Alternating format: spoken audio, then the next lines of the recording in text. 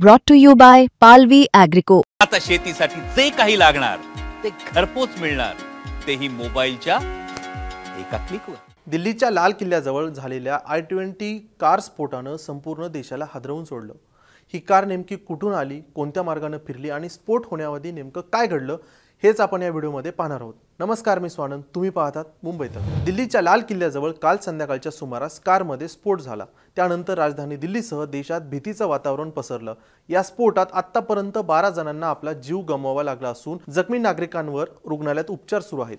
पण ज्या कारमध्ये हा स्फोट झाला तिची टाइमलाईन काय होती ते एकदा आपण पाहूयात। 10 नोव्हेंबरच्या सकाळी 8:04 ही पांढरी I-20 कार बदरपूर टोल नाक्यावरून दिल्लीत दाखल होते। सुरुवातीला सर्व काही सामान्य वाटतं। नंतर सकाळी 8:20 ही कार ओखला औद्योगिक क्षेत्राजवळील पेट्रोल पंपावर थांबा घेते। पोलिसांनी केलेल्या तपासातून सीसीटीव्ही फुटेजमध्ये गाडीची नंबर प्लेट स्पष्ट दिसत असून हीच ती कार आहे जिचा संध्याकाळी लाल किल्ल्याजवळ स्फोट झाला। यानंतर जवळपास 7 तास ही कार दिल्लीत विविध भागात फिरत राहते। दुपारी 3:19 ही कार लाल किल्ल्याजवळील सुवर्ण मशिदीजवळील पार्किंग क्षेत्रात प्रवेश करते। तपासात स्पष्ट झालाय की ही गाडी 3 तासांहून अधिक काळ तिथेच एका जागेवर उभा होती। या काळात गाडीमध्ये कोण होतं, तिचा चालक कोण हे अजूनही कोड्यात आहे। संध्याकाळी 6:22 ही कार पार्किंगमधून बाहेर पडते आणि दर्यागंज काश्मीरी गेट जवळ निघते। मात्र अवघ्या 30 मिनिटात म्हणजे 6:22 पुराणी दिल्ली भागात हादरवणारा स्फोट होतो।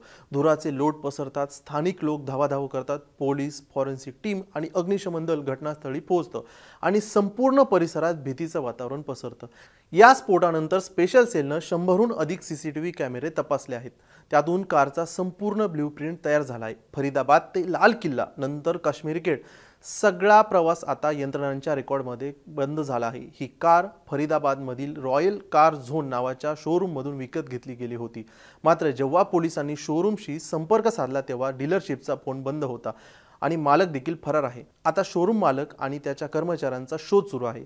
तपासात अजून एक धक्कादायक उलगडा झाला असून या कारचे धागेदोरे काश्मीर, लखीमपूर आणि गुजरातपर्यंत पोहोचतात। दिल्ली पोलिसांनी 13 जणांना संशयित म्हणून ओळखलं आहे आणि जम्मू काश्मीर पोलिसांनी आमिर नावाच्या एका व्यक्तीला ताब्यात घेतलं आहे। असं मानलं जातं की स्फोटापूर्वी तो दिल्लीत उपस्थित होता आणि या कारच्या संपर्कात आला होता। फॉरेन्सिक टीमने कारचे अवशेष तपासले असून या स्फोटात वापरले गेलेलं हाय इंटेन्सिटी एक्सप्लोजिव्ह असल्याचा प्राथमिक अंदाज आहे। अजून कोणत्याही दहशतवादी संघटनेनं जबाबदारी स्वीकारलेली नाही, पण तपास यंत्रणा सध्या सर्व शक्यता तपासत आहेत। एक कार, 10 तास 48 मिनिटांचा प्रवास आणि शेवटी दिल्ली हादरवणारा स्फोट। आता या स्फोटाचा तपास NIA कडे देण्यात आला आहे। आता तपासात काय सापडतं, नेमका कोणाचा हात आहे, या साखळीच्या प्रत्येक कळीचा उलगडा होणं फक्त दिल्लीसाठीच नव्हे तर देशाच्या सुरक्षेसाठीही अत्यंत महत्त्वाचं आहे। या स्फोटाच्या बातमीवर तुमच्या प्रतिक्रिया काय आहेत आम्हाला कमेंटमध्ये सांगा। बाकी सर्व अपडेट्ससाठी तुम्ही पाहत राहा मुंबई तक।